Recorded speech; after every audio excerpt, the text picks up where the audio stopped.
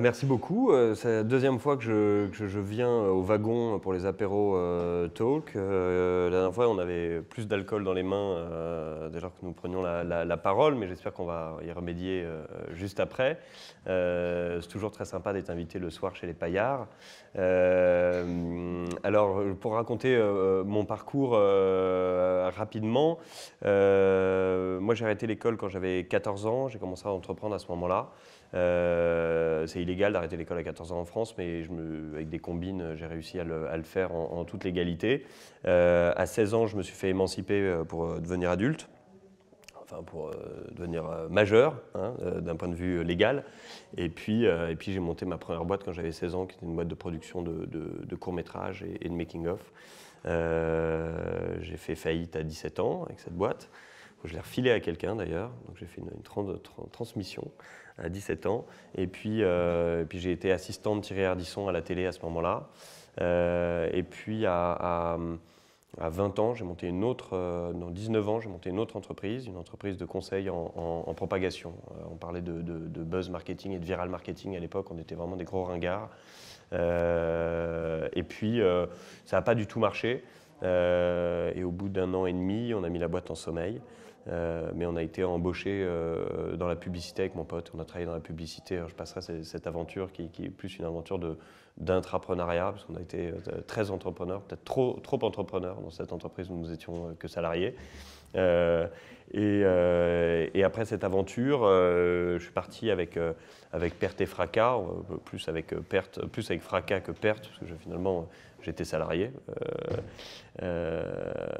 Et puis j'ai lancé l'aventure de management et d'édition dans la musique à cette époque-là.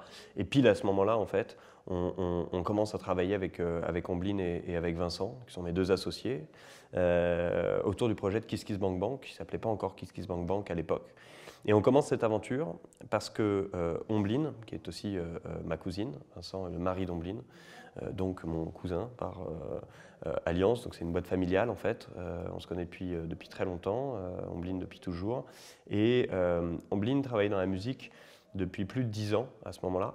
Et c'est il y a 7 ans, donc c'est pile au démarrage en fait du grand merdier dans l'industrie du disque, venu du peer-to-peer, venu de ces échanges de fichiers, de serveur à serveur, d'ordinateur à ordinateur. Et en gros, il y avait une étude qui avait été faite, je me souviens, ça m'énerve parce que c'est fondateur et pourtant je ne me rappelle jamais de la source de cette étude. C'est peut-être mon grand défaut d'autodidacte, je ne me souviens pas des sources.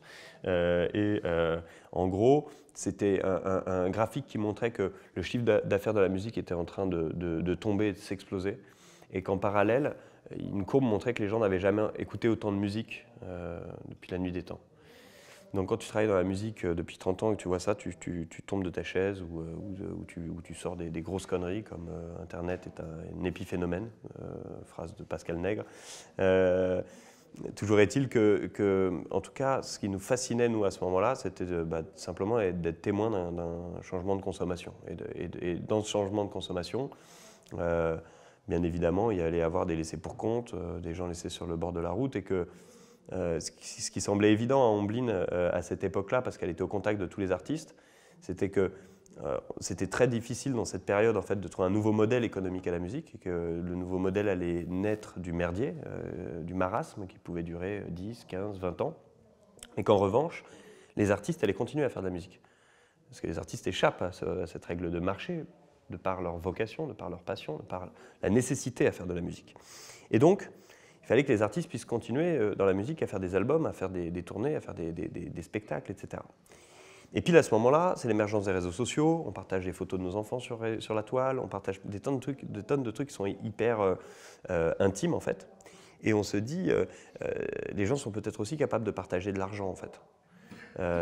Et donc de financer des artistes qu'ils aiment et dont ils sont fans. Et donc on décide de monter une plateforme de crowdfunding, ça ne s'appelle pas comme ça à l'époque, de financement participatif, ça n'avait pas ce nom-là non plus. Et on commence cette aventure en essayant simplement en fait, de recréer un lien entre les artistes et leur communauté, les artistes et leurs fans, pour que les fans viennent financer leurs artistes. Dans cette continuité de réflexion, à ce moment-là, il y a My Major Company qui pointe son nez, qui sort sur la musique aussi, donc le même positionnement que nous. Beaucoup de choses avaient été essayées sur la musique à cette époque-là. Donc il y avait quand même certains modèles, on n'appelait pas ça du crowdfunding, on n'avait pas ces mots, mais il y avait quand même certains modèles qui existaient. Et My Major Company sort en donnant comme règle du jeu le fait d'investir dans un artiste, je dis bien investir, et de récupérer des dividendes si l'album marche. Or, si l'industrie est en trouble et qu'elle perd de l'argent, pourquoi tout d'un coup ces artistes réussiraient à renverser la tendance et à renvoyer des dividendes aux internautes? Et surtout, pourquoi est-ce que les internautes deviendraient finalement propres gestionnaires du risque financier du fait d'investir dans la musique, alors que c'était au label quand même de continuer à avoir cette responsabilité? Bon. Premier point dans le positionnement de My Major Company. Puis deuxième point, ils sont eux-mêmes labels de musique. Et tout d'un coup, si tu es plateforme de levée de fonds et que tu es label et que tu dois t'occuper de la carrière des artistes, tu n'es pas scalable. Tu ne peux pas avoir un modèle économique basé sur le cut, la commission que tu prends sur les levées de fonds, mais tu dois être sur les résultats que tu fais sur un album. Donc en gros, tu fais prendre tous les risques aux internautes et toi, tu récupéreras les dividendes et tu reverseras s'il y en a. Donc tout ça ne nous semblait pas extrêmement juste en fait, et ne nous semblait pas réinventer la chaîne de valeur du disque. Donc on s'est dit, on va partir sur un modèle de contrepartie, de don en échange de contrepartie, qui en fait était un modèle qui était déjà poussé par Artist Share, qui était l'ancêtre de toutes nos plateformes en fait, et qui était presque basé que sur des artistes de jazz, où les gens venaient préacheter un album, avoir un concert à domicile, etc. Donc on part sur ce modèle-là, on est sur 6 mois sur un prototype qui est juste sur la musique. Très rapidement, on sait qu'on va ouvrir à tous les secteurs créatifs et innovants. Kickstarter est plus rapide que nous, sort totalement ouvert à tout. Et on se dit, merde, c'est exactement ce qu'on comptait faire là à la sortie du prototype. Et donc, on pivote très vite et on ouvre à tous les secteurs créatifs et innovants 6 mois après le lancement de notre prototype. Donc on sort en septembre 2009 et en mars 2010, KissKissBankBank existe tel que vous le concevez aujourd'hui. Donc voilà le démarrage de cette aventure. Et puis ça va être dur, et puis ça va être difficile de faire comprendre aux gens qu'on peut financer la culture à travers cette proposition, à travers une idée de don en échange de contrepartie, qu'à partir du moment où ça ne fait pas de dividendes, qu'il n'y a pas de taux d'intérêt, comme la nature a horreur du vide, on va générer du lien social extrêmement fort. Et là, on va découvrir toutes les vertus humaines, sociétales en fait, de notre proposition. On avait bonne conscience des vertus pragmatiques, presque business pour tous ces secteurs qui allaient être métamorphosés. Mais on n'avait pas pris en compte cette dimension humaine d'empathie, de solidarité et de lien social au bout du compte, qui va en fait être le driver de tout ce qu'on va faire derrière. En fait. Donc c'est l'utilisation de notre plateforme qui fait naître en tout cas sa vertu la plus forte. Et puis tout le monde se fout de notre gueule au démarrage quand même, et puis on nous dit ça ne marchera pas, c'est pas possible. En même temps, on n'exécutait pas hyper bien, on faisait 9 choix sur 10 qui n'étaient pas forcément des bonnes idées, et puis au fur et à mesure, tu n'en fais plus que 8 conneries sur 10, et puis après, tu n'en fais plus que 7, et puis bon, après, au bout d'un moment, tu commences à comprendre ce que tu fais, à connaître ton métier. Et la première année, on a collecté 100 000 € pour la création et l'innovation. C'est assez ridicule. Deuxième année, on a collecté 600 000 € pour la création et l'innovation. Troisième année, on a collecté plus de 2,2 millions d'euros. Ensuite, plus de 8 millions. Et l'année dernière, plus de 14 millions. À partir des 8 millions, on devient leader en France, leader en Europe et troisième mondial. Alors qu'on était à la traîne derrière My Major Company, parce qu'on avait commencé plus tard, parce que Ulule était un concurrent important en France et qui tenait quand même la corde. On faisait beaucoup plus de chiffre d'affaires parce que d'autres sources de revenus, mais sur le volume d'affaires, était quand même devant nous. Et puis on a rattrapé. Et donc, voilà, année 4, on passe devant tout le monde. Année 5, on concrétise. Et juste quand je montais les escaliers, on entend en fond Oussama qui fait une présentation pour The Family. Il disait, j'en ai entendu que ça, première année, tu valides ton concept. Donc normalement, on aurait dû s'arrêter. Troisième année, tu valides ton marché, ta vision et ta position sur ce marché. En troisième année, on aurait dû arrêter encore, selon ces conseils. Et année 5, non, vous allez voir, ce n'est pas par esprit de contradiction. Année 5, c'est la consolidation de ton entreprise. On y est enfin. Et année 10, c'est tu sais si tu as fait une grande chose ou non. On a encore 5 ans devant nous. Je contredis ce que j'ai entendu de la bouche d'Oussama parce qu'il a raison, mais qu'aucune entreprise ne se monte sur un modèle prédéfini. Et que donc, si tu lâches au bout de 2 secondes, parce qu'on t'a dit dans une conférence qu'au bout d'1 an, c'était cette raison-là, tu t'es peut-être planté à lâcher à ce moment-là, quoi. Et moi, je me rappelle d'un truc, d'un dicton, mais pareil, je ne les connais jamais par cœur, les dictons, je n'ai pas le cerveau qui a été fait pour, mais n'abandonne jamais, tu risquerais d'abandonner une seconde avant le miracle. Donc on a plus été dans cette tendance-là, nous. C'est quelquefois une erreur, quelquefois tu t'obstines un peu trop et c'était le temps de trop qui t'a foutu dans la merde, toi, personnellement. En tout cas, nous, on y est allé de cette manière-là et ça a plutôt bien marché puisqu'on arrive à la 5e année au constat qu'Oussama faisait, c'est que tu as réussi à faire une entreprise qui tient la route. C'est plus une start-up, c'est plus un projet, c'est une entreprise. Il y a 1 an et demi maintenant, donc c'était au bout de 4 ans d'aventure entrepreneuriale, on avait refusé tellement de projets qui ne rentraient pas dans le cadre de la création et de l'innovation. Des projets personnels, permis de conduire par exemple, donc la mobilité, c'est un projet qui peut, avec beaucoup de volume, apporter quelque chose à la société, hein, parce que dans les zones rurales, pas avoir son permis de conduire, c'est pas avoir un job. Donc ça, c'était un point qui était important, mais aussi beaucoup de projets d'artisans, de commerçants, et de gens qui n'avaient pas forcément ni la capacité à créer des contreparties en échange, et puis ensuite, souvent des gens qui avaient un modèle économique qui tournait en fait, et qui pouvaient d'une certaine manière, et c'est là où ça fait le point avec Hello Merci, qui pouvaient rembourser l'argent qu'ils étaient en train d'emprunter. Et en fait, on a voulu appuyer un peu plus fort en fait, sur le positionnement solidaire, et on a créé Hello Merci, emprunté à des gens qui vous veulent du bien, qui est une plateforme sur laquelle on peut emprunter jusqu'à 10 000 € auprès de sa communauté, mais à taux zéro. Donc les gens qui me prêtent de l'argent me prêtent 100 balles et ils récupèrent 100 balles selon un échéancier. C'est totalement solidaire en fait. Et pareil, là on nous a pris pour des fous, on nous a dit mais attendez, quand tu prêtes de l'argent, tu espères avoir des dividendes en échange. Et nous on avait en tête le fait quand même que, si je prends mon exemple perso, j'ai 1 000 € qui dorment à la banque, mes 1 000 € à la banque me rapportent 30 € bruts par an. 30 € bruts par an. Après imposition, ça fait 15 €. Donc j'ai immobilisé 1 000 € à la banque pendant toute l'année et je récupère 15 € qui me permettent d'aller me faire un sandwich et une bière. Je m'en fous quand même bien quand même de ces 15 €. Alors, je prends ces 1000 à la banque, je les mets dans Hello Merci, je prête à plein de projets, j'ai sauvé mon fric de la même manière, sauf que j'ai sauvé des projets en plus. Donc après, c'est réussir à générer en fait encore une fois, hein, cette empathie et cette solidarité chez les gens pour que cet argent soit protégé en protégeant des projets. Et non pas en créant 15 € un sandwich baguette, une bière et un café, parce que c'est quand même ça ce que ça me rapporte. Et on est parti dans cette aventure. Et cette aventure, aujourd'hui, elle est utilisée principalement par des artisans et des commerçants. Et ça prend du temps à démarrer. Ça prend beaucoup plus de temps à démarrer, proportionnellement, que KissKissBankBank. Et en fait, la raison, en tout cas c'est la conviction qu'on en a aujourd'hui, c'est que c'est pas, pour rappeler nos chiffres, hein, c'est-à-dire qu'on en est à 27 millions en 5 ans avec KissKissBankBank, et puis je vous ai fait la progression de l'argent collecté. Sur Hello Merci, en ce moment, on doit être presque à 800 000. Et on fait une année 2 qui doit faire peut-être 25 ou 30% de croissance. Donc on est très loin de la croissance qu'on avait sur KissKiss.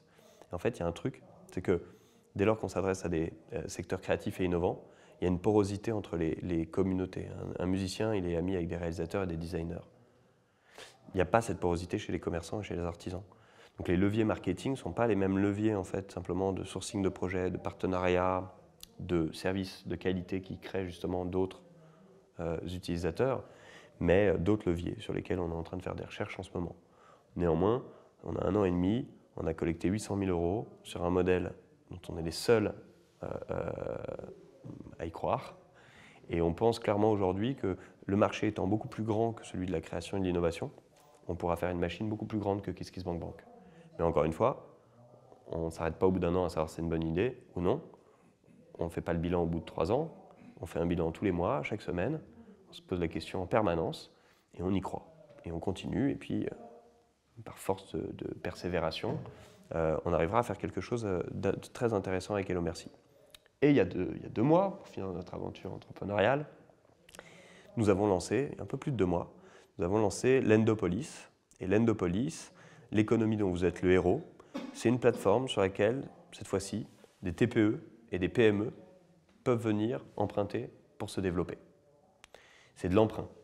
C'est de l'emprunt, c'est de la dette communautaire, participative. Donc l'entreprise vient emprunter jusqu'à 1 million d'euros, maximum par an, et vous allez pouvoir prêter à cette entreprise, prêter d'ailleurs à plusieurs entreprises, en créant un portefeuille et en espérant générer des taux d'intérêt, des rendements annuels qui iront de 5 à 12%.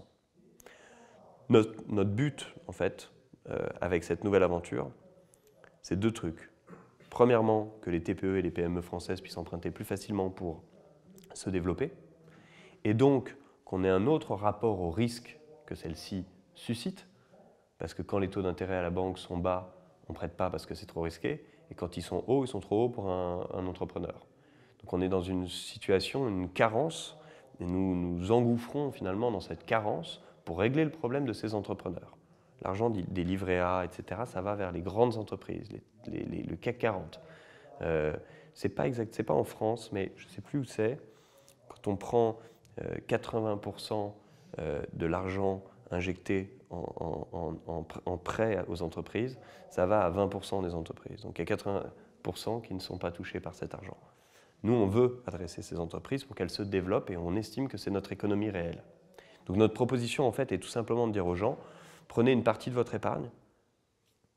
Pour les plus pionniers, prenez la totalité de votre épargne et injectez-la d'un coup d'un seul, par mensualité, ou quand ça vous chante, dans l'Endopolis et dans les entreprises qui viennent emprunter chez nous. Donc c'est une grande ambition, c'est le démarrage. On a 2 mois et demi maintenant, on a collecté plus de 600 000 euros. On a, je crois, 75% de réussite. Presque toutes les entreprises presque arrivent à se financer. Il n'y en a que 4 qui n'ont pas réussi. Sur 16, je crois. Je dis peut-être des bêtises, je connais plus les chiffres à 6 000 et quelques que les tout petits chiffres, c'est un peu absurde.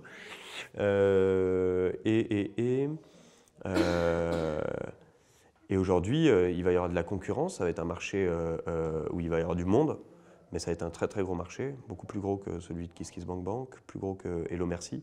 Et le modèle aujourd'hui, en tout cas à l'international sur ce sujet, c'est Funding Circle, qui est une entreprise anglaise, qu'on est à 500 000 pounds ou un truc comme ça, 500 millions de pounds, pardon, en 4 ans, je crois, ou en 3 ans. Donc il y a pas mal de choses à faire sur ce segment. Voilà, peut-être qu'après on s'attaquera à l'equity, crowdfunding, et puis plein d'autres idées qu'on a en tête. Donc voilà, pour finir et conclure, aujourd'hui je crois qu'on est la seule entreprise à avoir 3 startups de crowdfunding chez nous, avoir la croyance en effet de la création d'une gamme et d'une entreprise de crowdfunding au sens large. On est au tout début, au tout démarrage de cette vision-là. On a fini notre premier chantier, c'est de se caler sur cette vision. Maintenant, à nous de faire grossir cette vision, de la faire croître. Et puis, on activera d'autres visions par la suite si tout se passe bien dans la continuité de cette aventure.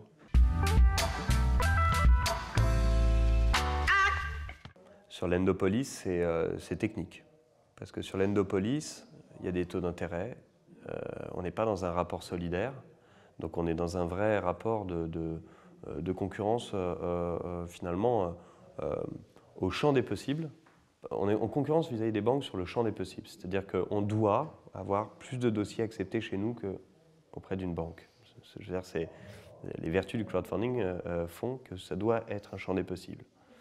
Mais en même temps, on doit accepter suffisamment de dossiers de qualité pour qu'on ait moins de défauts que la banque et que vos rendements soient meilleurs qu'à la banque. Donc on nous demande beaucoup. Et donc c'est cette mission qu'on se donne, au même titre que dans notre rapport à la concurrence, c'est finalement permettre à des entrepreneurs d'emprunter à la juste valeur pour que ce soit sain pour leur business, et que ce soit suffisamment rémunéré pour satisfaire les prêteurs. Donc, tout cet équilibre en fait, que nous devons trouver est au cœur finalement de notre modèle. Donc, des analystes travaillent chez Lendopolis. 2 analystes aujourd'hui. On espère en avoir plus bientôt, mais pour vous expliquer justement comment on note les entreprises, la méthodologie est la suivante. Pour être éligible sur Lendopolis, vous devez avoir 2 bilans minimum. On doit avoir une ancienneté, un historique. C'est obligatoire pour pouvoir mettre une note. Vous devez, contrairement à la banque, vous devez être à l'équilibre, à un atterrissage 3e année. Donc, on va travailler sur le prévisionnel, on va travailler sur ce qui va se passer dans le futur. La banque ne vous prête jamais si vous n'êtes pas à l'équilibre à ce moment-là, sur des fonds de haut de bilan et de développement. Donc, le premier travail, c'est un travail d'analyse sur les bilans passés. Le deuxième travail, c'est de matcher l'analyse qu'on a fait sur vos bilans sur les scores de votre secteur. Donc on a toute une base de données qui nous est transmise par Score et Décision, qui est la base de données sectorielle. Donc on va voir qu'un secteur est en danger, et ben ça va pondérer finalement cette entreprise, ou alors ça va montrer qu'elle est très très forte, cette entreprise, dans un secteur en difficulté. En tout cas, ça va nous permettre d'analyser avec plus d'éléments. Et puis, nous avons créé, en partenariat avec l'Ordre des experts comptables, un label en fait, qui est donné par l'expert comptable de l'entreprise sur le prévisionnel. C'est-à-dire qu'en gros, l'expert comptable va s'engager aux côtés de son entrepreneur pour dire « j'y crois à ce que dit monsieur Trucmuche ». Oui, c'est une caution morale. C'est morale technique, ça n'a pas de valeur juridique ou d'assurance ou quoi que ce soit. Mais ça permet quand même de se dire « oui, c'est sérieux ce qui est en train d'être projeté ». Donc, c'est ces 3 éléments aujourd'hui qui permettent de faire ce scoring. Mais le meilleur des scorings, c'est la foule derrière qui va décider ou non de soutenir un projet. C'est le forum qui est sur un projet. C'est d'ailleurs assez amusant, c'est de voir les échanges qu'il peut y avoir sur des points clés des dossiers en fait. C'est-à-dire que tout d'un coup, il y a des experts qui arrivent, qui connaissent le secteur hyper bien. Et ils se disent, mais vous avez pris en compte ce truc? Tout d'un coup, il y a la réponse de l'entrepreneur. Si la question, il n'y a pas de réponse, et si les gens vont bien regarder le forum, ça passe pas. Si la réponse, elle est parfaite, limite, la personne qui a posé la question ramène toute sa bande. Donc la foule, elle joue un rôle assez important. C'est-à-dire que quand on regarde, en fait, par exemple, sur de la notation pure, en fait, on regarde un banquier, il n'est jamais spécialiste de tous les secteurs qu'il adresse. Et quand il renvoie des dossiers dans l'algorithme, entre guillemets, il n'y a pas d'expert de ces dossiers non plus. Donc on a une frilosité sur finalement tous les secteurs qui sont en train de naître, une frilosité sur tous les secteurs qui sont en train de mourir, c'est une frilosité sur tous les secteurs créatifs, une frilosité sur les secteurs solidaires. Donc vous avez intérêt à vraiment être en train de piloter une foncière ou un truc bien vénère dans la finance pour qu'ils comprennent ce que vous êtes en train de leur dire. Là, encore une fois, dans la communauté de l'entreprise, de l'entrepreneur, il y a des gens qui vont se manifester si on est face à un margoulin. Il y a des gens qui vont se manifester si on est face à quelqu'un dont on n'avait pas vu un très mauvais track record qui pourrait peser sur la notation. Enfin bon, la foule chante juste en fait. Et on mise là-dessus. C'est la croyance du crowdfunding. Et jusqu'à présent, cette croyance, sur toutes les plateformes, que ce soit dans le microcrédit, dans le peer-to-peer lending rémunéré aux États-Unis ou en Angleterre, les taux de défaut sont plus bas que les banques. Bon. Jusqu'à quand est-ce qu'on arrivera à maintenir le champ des possibles avec ces nécessités de risque inférieurs à ceux des banques? C'est toutes les questions. Mais en même temps, pile à ce moment-là, tous les outils de scoring sont en train d'être révolutionnés. Des tonnes et des tonnes d'indicateurs sont en train de rentrer en ligne de compte et de notation qu'on n'avait pas auparavant. Et donc ça va aussi finalement rendre tout ce travail encore plus passionnant. Pour finir, sur Lendopolis, on ne demande aucune garantie aux entrepreneurs. Donc pas besoin d'hypothéquer votre baraque, pas besoin de mettre votre femme en caution. Je veux dire, vous payez des taux d'intérêt. Ces taux d'intérêt doivent rémunérer le risque et c'est tout. C'est notre croyance dans le rapport qu'on doit avoir avec son financeur ou ses financeurs. Et puis après, on sait aussi que dans des cas de défaut, cet aspect-là, il ne tient pas la route. Un entrepreneur se met en faillite personnelle ou il y a d'autres mécaniques et on ne récupère ni sa femme ni sa maison. Donc c'est un coup de pression qu'on met à des entrepreneurs et on se rend compte que quand on enlève un peu la pression, les entrepreneurs se démerdent bien mieux. Donc bon, on ne va pas faire le grand écart, réinventer le monde sur ces aspects de risque, etc. Néanmoins, on travaille à modifier tous ces équilibres et à les ouvrir au fur et à mesure et surtout à les ouvrir en montrant que quand on les ouvre, eh bien, il y a moins de risques. C'est ça le levier. Pour finir, il y aura des défauts. C'est plus à risque que de mettre son argent dans un livret A. J'espère qu'il y aura des défauts qui seront inférieurs à ceux des banques. Ça, c'est côté challenge. Si ce n'est pas le cas, mais qu'ils viennent pondérer, que les taux d'intérêt pondèrent ce risque et qu'on arrive sur quelque chose de rentable, on aura gagné aussi. Donc voilà, tout le monde se tourne vers la fin de notre année, la fin de l'année de nos concurrents, et de voir exactement comment on se situe sur ces aspects-là. Et à la fin de la fin, quand il y a un défaut, et ben ça passe en recouvrement. Donc on peut recouvrir cette perte avec un partenaire qui s'occupe en fin de route du recouvrement. Pour ce qui est d'Hello Merci, le risque, il est grand, mais comme on est sur des modèles, sur des montants beaucoup plus bas, c'est beaucoup moins risqué. Jusqu'à présent, on a eu des défauts mensuels, c'est-à-dire je ne peux pas ce mois-ci, je remets au mois d'après. Nous, on a monté une machine amiable qui permet à chacun de dire oui, j'accepte, non, je sors, trouver des manières de faire discuter finalement les communautés. Et en fait, sur ce niveau-là, c'est-à-dire qu'un défaut mensuel qu'on va rebasculer, ce qui est hyper amusant, c'est que contrairement à une banque à qui vous devez 10 000 balles, là, vous devez 100 à plein de personnes. Et donc moi, quand j'ai une créance sur 10 mois à 10 € qui ne passe pas, je dis tout de suite oui, en fait. Je m'en fous que cette créance, elle revienne à 20 € le mois d'après. Donc il y a une bienveillance totale, ce qui fait qu'il n'y a jamais de problème. Il y a eu une seule fois un défaut total, sur un montant de 10 000 € ou non de 6 000 €, je ne sais plus exactement. Et il se trouve que c'était le premier cercle de l'entrepreneur qui avait financé cet emprunt. Et donc, son premier cercle était extrêmement bienveillant. Et donc, l'entrepreneur a dit, j'ai fait faillite. Donc, ce n'est pas un défaut d'un mois ou d'une créance de 2, j'ai fait faillite. Je ne peux pas vous rembourser. Et toute la communauté a répondu, c'est pas grave, on fera comme si c'était un KissKissBankBank. Donc c'est ironique, et c'est faux parce qu'ils n'ont pas eu de contrepartie en échange, ou je ne crois pas, mais en tout cas, la bienveillance, l'empathie est au cœur en fait de cette mécanique. Donc c'est sain. Après, il y a un seul truc que je peux vous dire, c'est qu'on a organisé ce qui s'est toujours fait depuis la nuit des temps, du prêt de la main à la main. On organise ça. Malheureusement, il n'y a pas d'études sur le sujet, mais je crois qu'on a moins de taux de défaut chez nous que ce qui se passait de la main à la main à l'époque. Voilà. Après, le but, ça sera de montrer qu'on a finalement aussi peu de taux de défaut que dans la microfinance.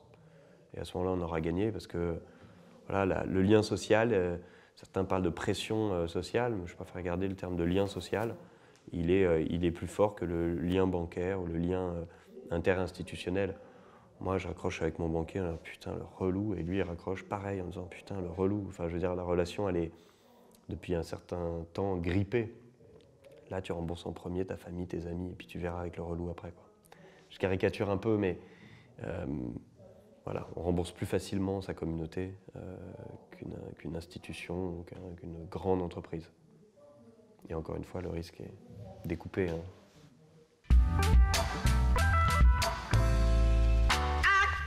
Là, sur la solidarité, on va être sur KissKissBankBank, on va être beaucoup plus sur des associations qui vont monter un concert pour l'un, l'autre qui va créer une bibliothèque, l'autre qui va... Donc on est sur des choses où il n'y a pas forcément de modèle économique. Donc comme il n'y a pas de modèle économique, le remboursement il est compliqué. Donc à ce moment-là, on recommande d'utiliser KissKissBankBank. Et puis quelquefois, on va se retrouver avec un commerçant qui pourrait très bien, je sais pas, je dis n'importe quoi, une boulangerie qui veut la création d'une boulangerie. C'est arrivé à Saint-Rémy-de-Chevreuse.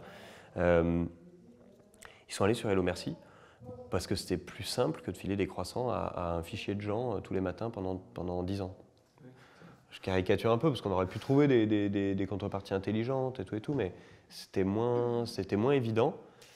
Et après, ce qui est cool, c'est que les gens chez nous peuvent choisir en fait. C'est-à-dire qu'il y a des gens qui sont plus à l'aise à emprunter et à rembourser que de shipper des contreparties. Et il y a des gens qui sont beaucoup plus à l'aise à envoyer des contreparties plus qu'à emprunter et à rembourser.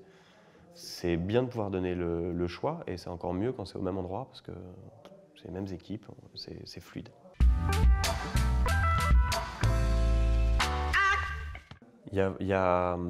Aujourd'hui, il y a tout sur Hello Merci. Maintenant, oui, on peut penser que demain, plus que rural, on aura plus d'utilisateurs dans le reste de la France, mais je n'ai pas de certitude là-dessus. Il y a beaucoup de commerçants à Paris, il y a beaucoup d'artisans.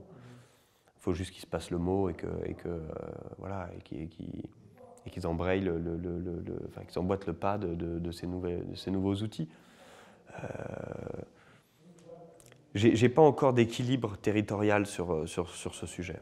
Mais oui, il y a beaucoup d'agriculteurs qui utilisent KissKissBankBank aussi, mais Hello Merci. Et c'est marrant parce que contrairement à d'autres secteurs, ils ne sont pas en fracture d'usage. Parce qu'ils sont à la campagne, donc ils ont besoin d'être connectés. Donc par nécessité, ils sont bien plus forts sur Internet que d'autres. Bon, merci beaucoup Adrien. Merci à vous. À la bière.